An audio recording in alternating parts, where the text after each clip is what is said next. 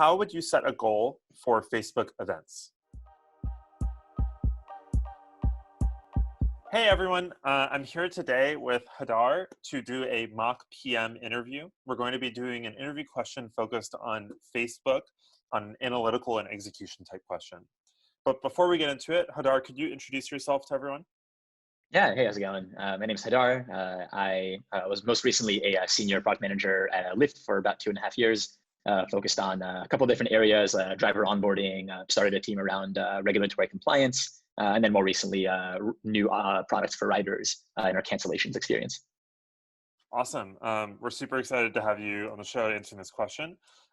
And so the question that I want to ask you today as a mock interview will be, how would you set a goal for Facebook events?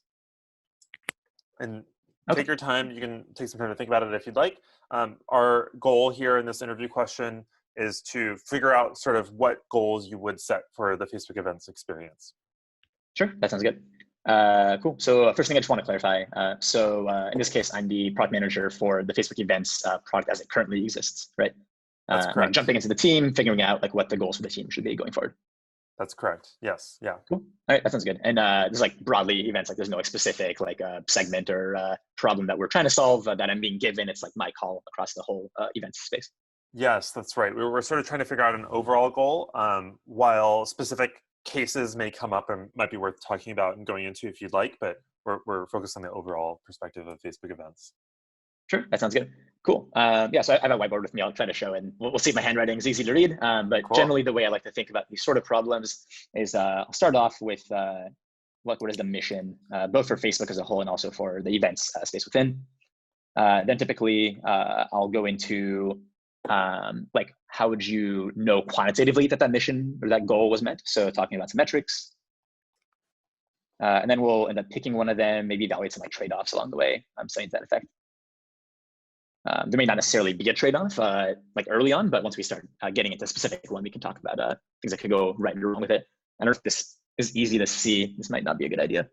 Yeah, it's easy to see. It looks like 1 mission, 2 metrics, and 3 trade-offs. Yep, there we go.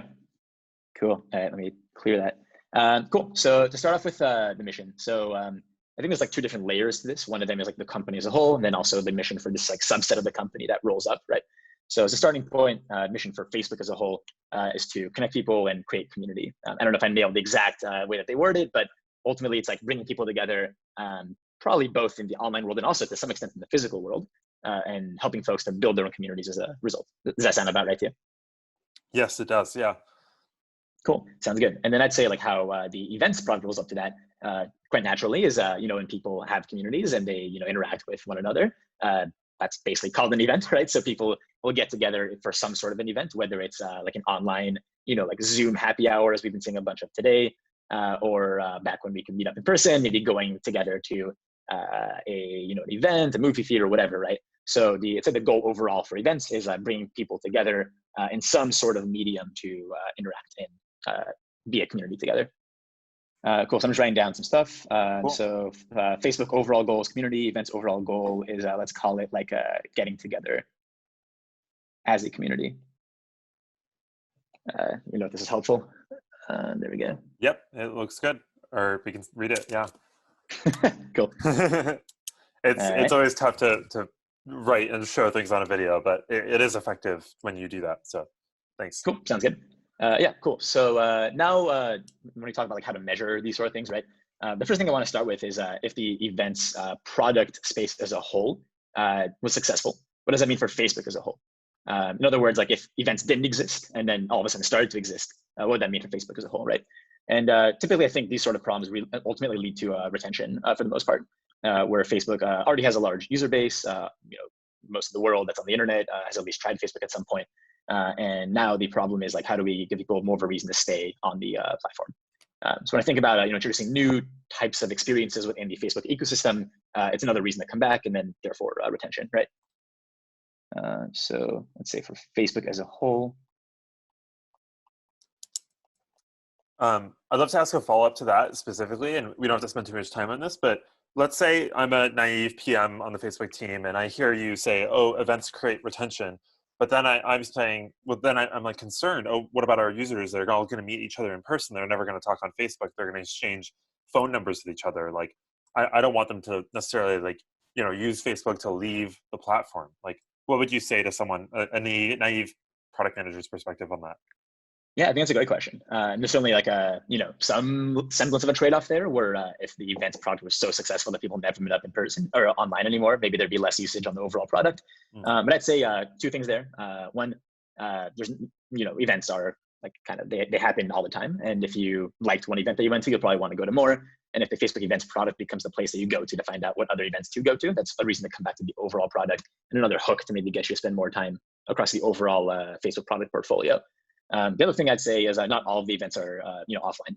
Plenty of the events are, especially now with coronavirus, are Zoom Hangouts or maybe Facebook as a longer term strategy. I don't know if this is within scope for the specific interview, but Facebook could build in more like virtual experiences that have events as the underlying connection point.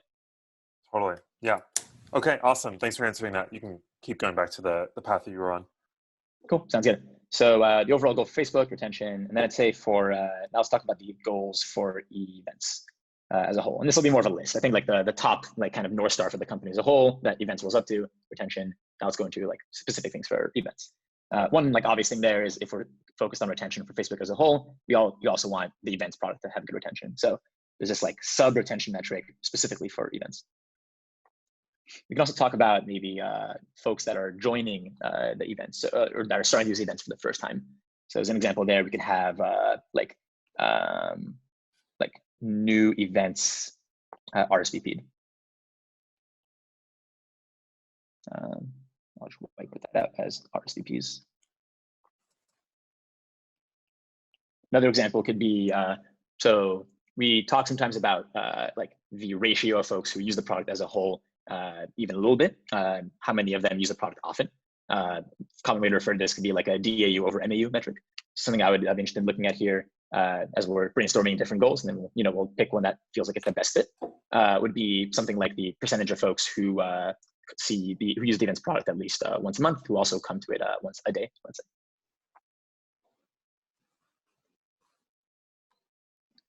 Another option for completeness is a slightly more qualitative one, is something to the effect of like a NPS or CSAT or like other sort of qualitative like survey score, where we ask folks if events help them to feel more belonging with their community.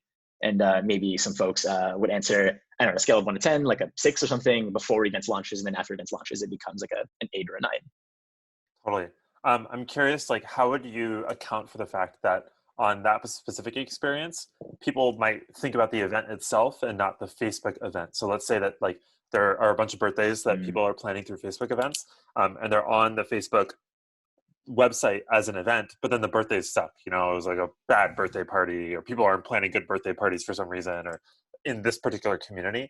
How would you think about that in terms of the belongingness metric that you're thinking about? Yeah, that's a really good question. I think it's a really good like user research question, right? Where in a lot of companies, I think product manager, especially the size of Facebook, will have partners that like frame the questions like perfectly for the users.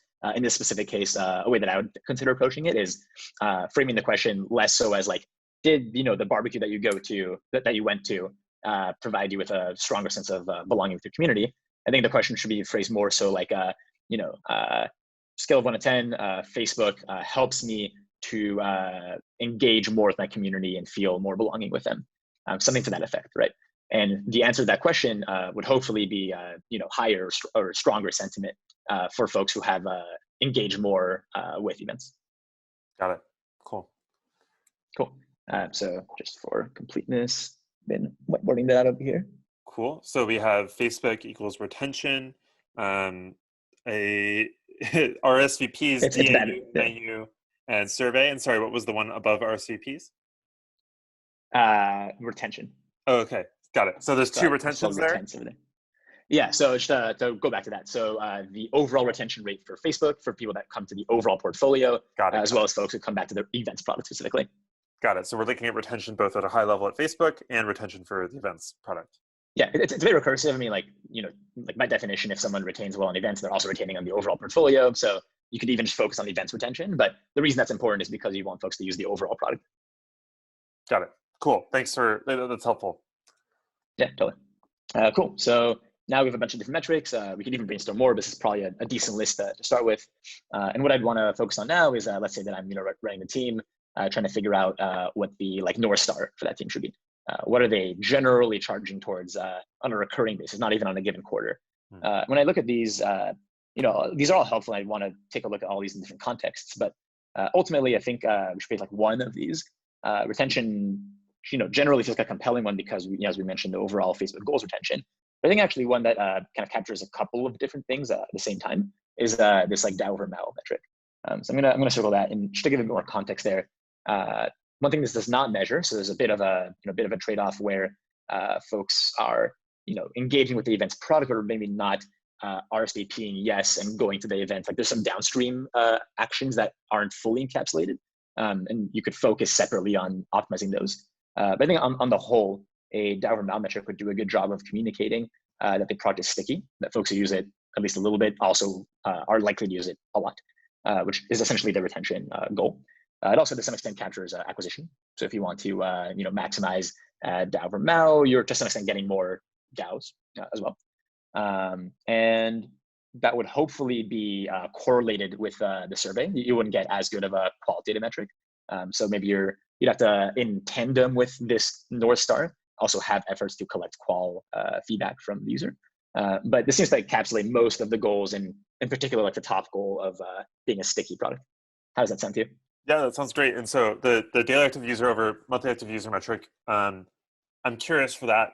What do you think it's missing? So like, let's say, obviously we can't, and you picked one metric, which is great. Like we do want to focus on one metric.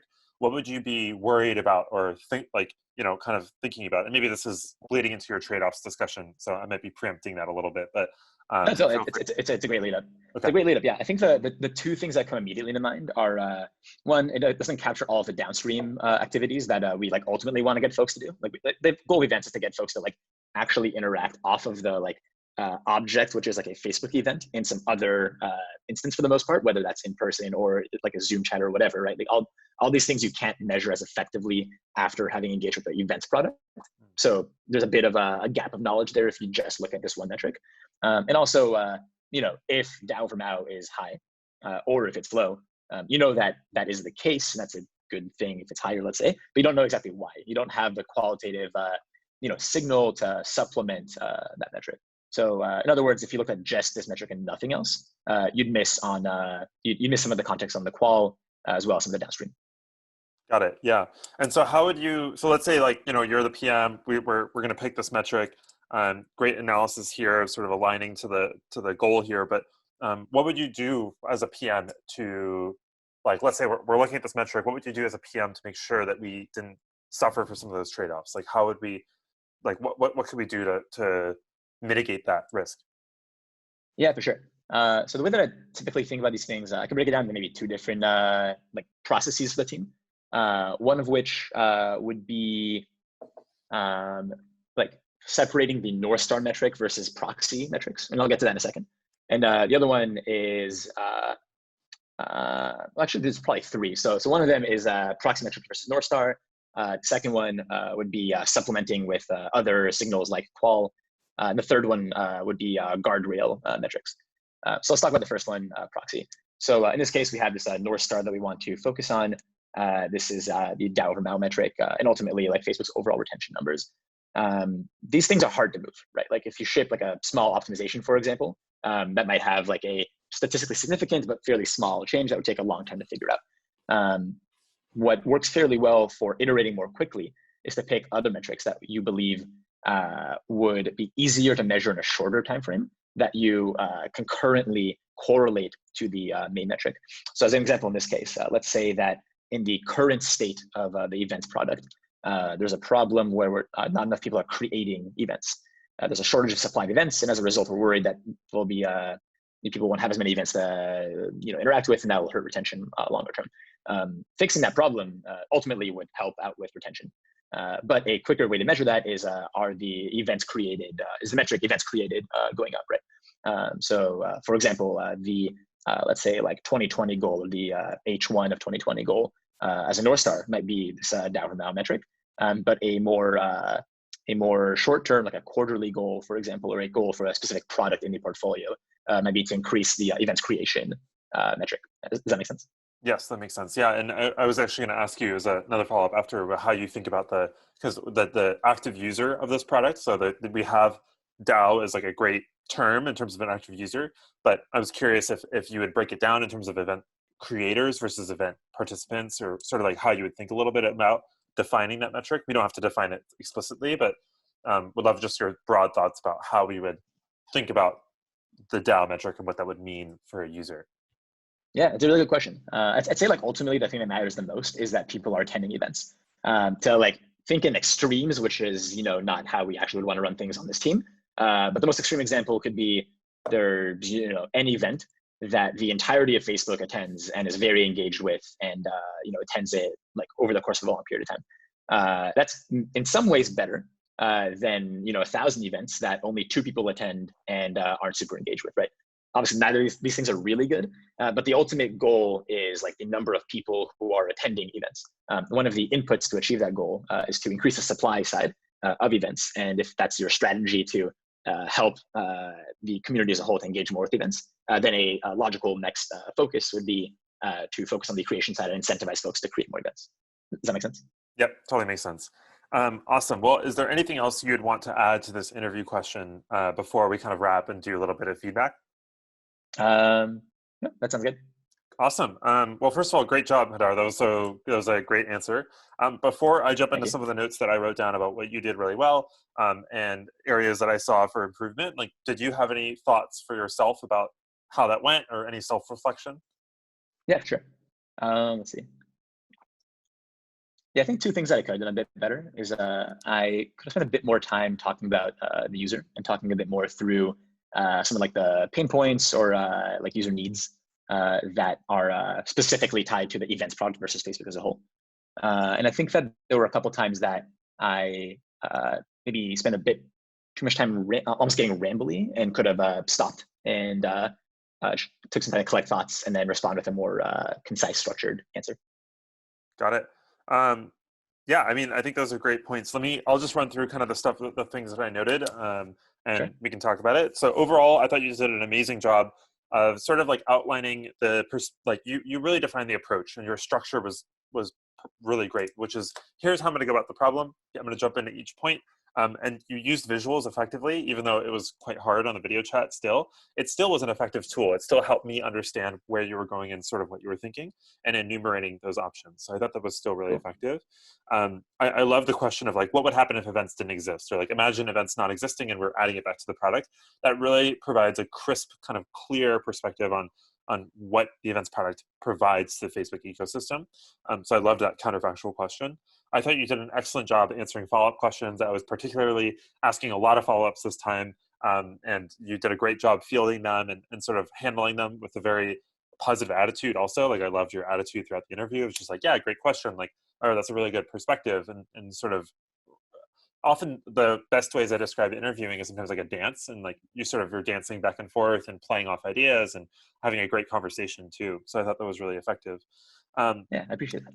Yeah, I think the DAO Mao metric was great, and you sort of did a great job rationalizing it and doing sort of a broad and then deep approach. So you focused on a bunch of different options. You picked one and then you went deep on it and you talked about it. And I liked that you picked one metric. It's really tempting in these interviews to pick 3 metrics, but then what are you really saying, right? It's kind of like, what's your actual answer to this question if you're picking multiple metrics? So I liked that you Totally. focused on picking one. And then I love the discussion around trade-offs. Trade-offs are always effective in any interview question, especially around metrics and analytical stuff. And you did Totally. a great job talking through the qualitative perspectives, how you would actually mitigate those, etc. Yeah, and I think the rambliness, I think was, maybe there was a little bit of that, but I thought it was honestly overall pretty good, given that it was in this structure, like of a clear structure, and that helped mitigate it, because even if you were going a little off point, I was still thinking like, okay, I know where he is in his structure. Whereas sometimes if people Totally. ramble, it's like, I don't even know where you are in the interview question. Yeah, fully lost. Yeah, that makes Yeah, sense. exactly. And then the other 2 pieces is just the user point that you mentioned. I think that's a good point. I think in general, maybe this is related. I was yearning a little bit more for tying it back to the goals, So it's like Mm. you go through the metrics but just really remind me like, okay, go back to the goals. Like, what's the mission? What's Facebook's mission? I love that you introduced them in the beginning, and almost a little bit at the end, I sort of wanted a little bit more of that, being like, okay, like here's the mission, and now here's how it all boils down to this DAO now metric, Yeah, and and like, just to reiterate, this is important because of this, because of this, because of that right, first right. thing. Yeah, totally. Which I did think you did in your interview, but just calling it out even more explicitly would probably hammer it home even more. Yeah, that makes Um, sense. any reactions or thoughts to anything I just said? No, that all makes sense. Definitely stuff that that I could have done better.